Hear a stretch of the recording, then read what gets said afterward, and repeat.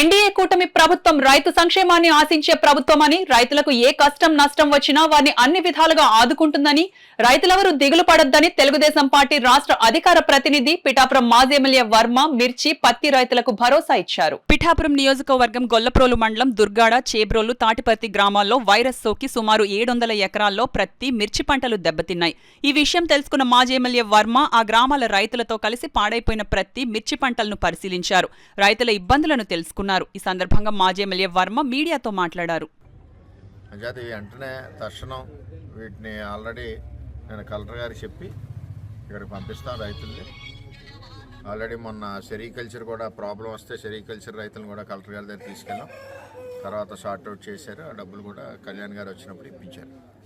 అంటే నేనేమంటున్నానంటే ఇప్పుడు ఏదైతే పసుపు మచ్చ వచ్చి ఉన్నాయో అవి, అలాగే పత్తి చేలు ఏదైతే కాయ పగలట్లేదో వీటన్నిటి మీద ఒకసారి అధికారులను రమ్మని చూసి దీని మీద ఏంటన్నది ఆలోచన చేసి రైతులకు ఇబ్బంది లేకుండా పంపించిన విత్తనం తేడా అయితే వాళ్ళ మీద చర్యలు తీసుకుని మళ్ళీ అమౌంట్ వచ్చే విధంగా ప్రయత్నం చేస్తామని చెప్పి తెలియజేస్తాం.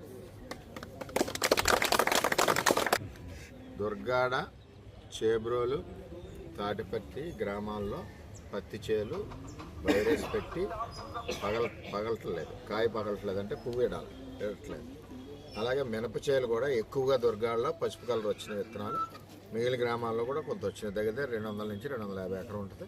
పత్తి 400 ఎకరం ఉంటుంది. 400 నుంచి 450 ఎకరం ఉంటుంది. అధికారులను ఇన్స్పెక్షన్ పంపించి ఎన్రోల్మెంట్ చేయాలని చెప్పి నేను కోరుతాను అని చెప్పి తెలియజేస్తాను.